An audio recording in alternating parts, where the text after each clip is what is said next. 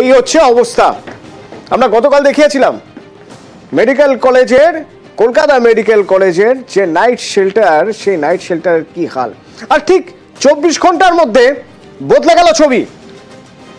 এই সব দাগ পরিষ্কার করা হলো আজ সকাল থেকে। আজ সকালে আমরা গিয়ে দেখলাম যে এই সব দাগ পরিষ্কার করা হয়েছে। যত বোতল ছিল সেগুলো সরানো হচ্ছিল, শুধু জলের বোতল নয়, আরো অনেক রকম বোতল ছিল এখানে, সেগুলো সবই পরিষ্কার করে দেওয়া হচ্ছে। সাফাই চলছে জোর কদমে, এমনকি দেওয়ালের পানের পিকগুলো পর্যন্ত ধুয়ে সাফ করে দেওয়া হচ্ছে।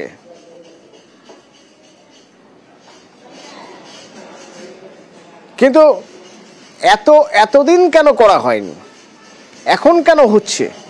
একটি এনজিওর উপর দায়িত্ব এটা মেনটেন করার। তারা কি বলছেন শুনুন। নোংরা না, এখানে আমার পরিষ্কার হয়। এক সপ্তাহ থেকে আমার 4 দিন থেকে যে সুইপার আছে একটু ইলনেস বিমার আছে, এই জন্য বাইরে থেকে সুইপার আসে। আর এখানে আমার সাফ লেখা আছে যে পান বিড়ি গুটকা খাবার বারণ আছে, রুলস ভাঙে যে ওর 1000 টাকা ফাইন আছে লেখা। তারপরে লোকটা শুনি না অনেক লোক কেস খায়, মদের বোতল হয়েছে ইলিগাল ফেলে গিয়েছে, অনেক লোক ধরে যায়, ফাইন লাগে দোকানদারায়। ঠিক আছে, 4 দিন থেকে সুইপার আসছে না, এই জন্য একটু।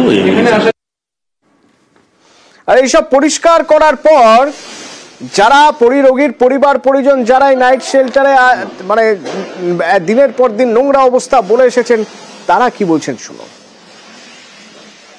হ্যাঁ, পরিষ্কার করে দিয়েছে। আমাদের যে অভিযোগগুলো ছিল মোটামুটি সেগুলো এখন সমাধান হয়েছে। রোগী নিয়ে যে খুব মানে সুষ্ঠুভাবে থাকতে পেরেছে আপনাদের জন্য, এজন্য আপনাদেরকে খুবই ধন্যবাদ। বাথরুম পরিষ্কার হয়েছে, বেড মোটামুটি এখন পরিষ্কার হয়েছে, আর পরিষ্কারের কাজ চলছে। ধন্যবাদ আপনাদেরকে, নিউজ 18 বাংলাকে। বেড সব পরিষ্কার, বাথরুম পরিষ্কার। কিভাবে হলো একটাই কারণে, এতদিন ধরে হয়নি। গতকাল লাগাতার সকাল থেকে আমরা এই ছবি দেখিয়েছি বলে এখন ঝকঝকে ছবি। নাইট শেল্টারের কি হাল ছিল দেখবেন, আরেকবার দেখে নেই। টাই করে রাখা জঞ্জাল, ছড়িয়ে ছিটিয়ে আবর্জনা, এরই মধ্যে এখানে ওখানে পড়ে মদের বোতল। বাথরুমের অবস্থা তো তথৈবচ। দেখে কে বলবে এসবই সরকারি জায়গার মধ্যে? শতাব্দী প্রাচীন ঐতিহ্যের কলকাতা মেডিকেল কলেজ ও হাসপাতাল, তারই নাইট শেল্টারের কি হাল দেখুন।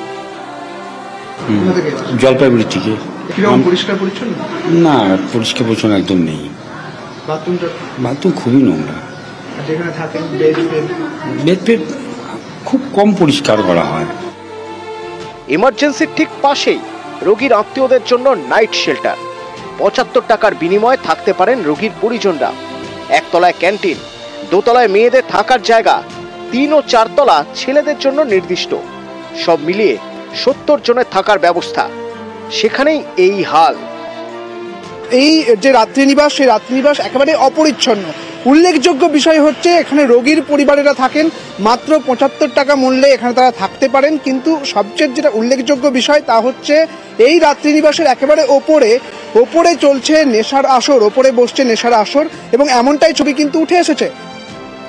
সিঁড়ি দিয়ে উপরে উঠতে থাকলে চোখে পড়বে অপরিচ্ছন্নতার ছবি। দেওয়ালে পানের পিক, ঘরগুলিও অপরিষ্কার, যেখানে সেখানে পড়ে নোংরা আবর্জনা। বাথরুমে ঢুকলে তো গা গুলিয়ে উঠবে। কতদিন পরিষ্কার হয় না কে জানে। এখানেই শেষ নয়, সরকারি হাসপাতালে রাত্রিনিবাসেই পড়ে মদের বোতল। সবকিছু নিয়েই সরব রোগীর আত্মীয়রা। মালদা থেকে এখানে আছেন রোগী নিয়ে? হ্যাঁ। কিরকম পরিষ্কার পরিচ্ছন্ন? বাচ্চা কাচ্চাকে নিয়ে থাকা যায়, একটু পরিষ্কার পরিচ্ছন্ন হলে ভালো হতো। সরকারি হাসপাতালের রাত্রিনিবাস টেন্ডারের মাধ্যমে চালায় ঠিকাদার, রয়েছে কেয়ারটেকারও, তারপরও এই হাল। পরিষ্কার পরিচ্ছন্ন হয়, সুইপার রেগুলার আসে রবিবার ছাড়া, সব পরিষ্কার। যদিও সাফাই নিয়ে কেয়ারটেকারের দাবি মানতে নারাজ রোগীর পরিজনরা। পরিষ্কার পরিচ্ছন্ন ঝাড়টার দেওয়া হয়, ওই মাঝে মধ্যে রোজ দেওয়া হয় না, 2-3 দিন ছাড়া অন্তর একবার করে দিয়ে যান। নিজেদের করে নিতে হয়? নিজেদের বলে বাথরুমটা নিজেরা টুকটাক পরিষ্কার করি। বাথরুম পরিষ্কার করার না এখানে কেউ সেরকম কাউকে দেখছি না। আমরা যিনি দায়িত্বে আছেন ওনাকে বলেছি কয়েকবার, সেরকম কেউ আসে না। ওই রাত্রিনিবাসে যেটা দেখা গেল যে নোংরা অপরিচ্ছন্ন অবস্থায় পড়ে রয়েছে, রোগীর পরিবারেরা অভিযোগ করছে। ওটা ময়লা বলছে? হ্যাঁ, একদমই ময়লা, এবং ওপরে দেখলাম মদের বোতল ফোতল পড়ে রয়েছে। সে কি? এরকম তো হওয়ার কথা না। হ্যাঁ, আমাদের তো রেগুলার ইন্সপেকশন হয়, এরকম হওয়ার কথাই না। তো আমি করে দিচ্ছি, দেখে নিচ্ছি এক্ষুনি। ক্যামেরায় পিন্টু সরকার ও সৌমেন দাসের সঙ্গে সুদীপ্ত সেন, নিউজ 18 বাংলা। হাসপাতালগুলির সৌন্দর্যায়নের জন্য এবার বিধায়কদের বললেন আজ বিধানসভায় মুখ্যমন্ত্রী মমতা বন্দ্যোপাধ্যায় যে দরকার হলে যেখানে যদি মনে হয় কোথাও রং করা হয়নি প্রয়োজন, তো তাহলে আপনারা সেটা আপনাদের তহবিল থেকে সহযোগিতা করুন। বাংলাকে তো আলো কালারফুল করতে হবে, সুন্দর করে গড়ে তুলতে হবে। তার জন্য যদি আপনাদের মনে হয় যে আপনারা আপনাদের যে টাকা পান সেই টাকা থেকে আপনারা তহবিল থেকে সহযোগিতা করবেন, তো করতেই পারেন।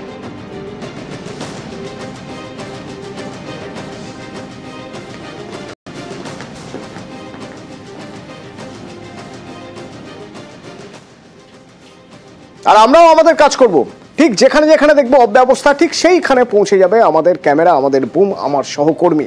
যেমন এটা দেখে আপনি বুঝতে পারছেন, মনে হচ্ছে এটা স্বাস্থ্যকেন্দ্র। জলের উপর দিয়েই যেতে হয় স্বাস্থ্যকেন্দ্রে 12 মাস। এইভাবেই গেলেন তো না হয় স্বাস্থ্যকেন্দ্রে, গিয়ে কি দেখবেন জানেন? গিয়ে দেখবেন আগের দিন রাতের আসরের অবশিষ্টাংশ পড়ে রয়েছে সেখানে। মহেশতলার স্বাস্থ্যকেন্দ্র, রাতে যেখানে মদ জুয়ার আসর বসে, আর দিনের বেলা সেখানে যেতে গেলে জল ঠেঙিয়ে যেতে হয়, এবং এটা রোজকার সমস্যা। এবার স্থানীয়রা বলছেন যে যেদিন থেকে এই স্বাস্থ্যকেন্দ্র হয়েছে সেদিন থেকেই এই রকম চকৃষ্ণনগর মণ্ডল পাড়ার স্বাস্থ্যকেন্দ্রের এরকমই বেহাল দশা, জমা জলের যন্ত্রণা রাস্তায়। আশাকর্মীরা বলছেন যে রোজ সন্ধে হলেই এর মধ্যে আর বাইরে মদ জুয়া গাঁজার আসর বসে, ছড়িয়ে ছিটিয়ে থাকে মদের বোতল, পরদিন এসে তাঁদেরই পরিষ্কার করতে হয়। যেই থেকে মানে হসপিটালটা হয়েছে সেই থেকেই বন্ধ আছে। কোনো পোলিও দিদি বলো, কোনো ডাক্তার বলো এখনো পর্যন্ত আসে না বা দেখিনি। হ্যাঁ, অনেক দূরে হসপিটাল যেতেই হবে, বাদ দিয়ে কী করবো? কাছের গোড়ায় থেকেও আমাদের নিরুপায়, কিছু করার নেই। দূরে অনেক দূরে যেতেই হবে। কাঁচ ভেঙে চলে যাচ্ছে, জানলা জাং খেয়ে গেছে, দরজা ভেঙে যাচ্ছে। কতদিন ধরে হয়ে আছে?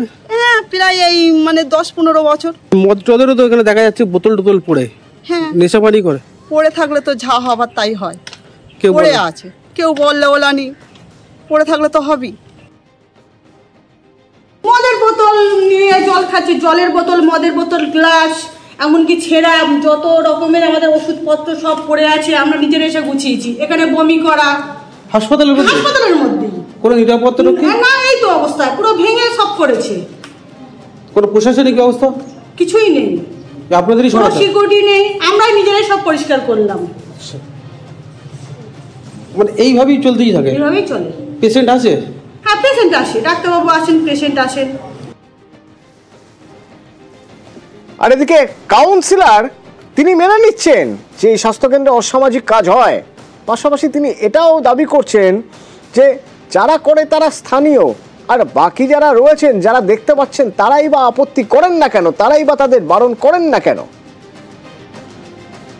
লোকাল ছেলেরাই আছে ওখানে বসে আড্ডা মারছে, মদ খাচ্ছে, জুয়া খেলছে। আমরা বহুবার বলেছি, মানুষকে বলেছি, বুঝিয়েছি, পুলিশ প্রশাসনের লোকও গেছে, কিন্তু যদি লোকাল ছেলে এরকম করে, লোকাল যদি না লোক যদি প্রতিবাদ না করে, আমার পক্ষে তো রাত্রিবেলা ওখানে গিয়ে সম্ভব না প্রতিবাদ করা।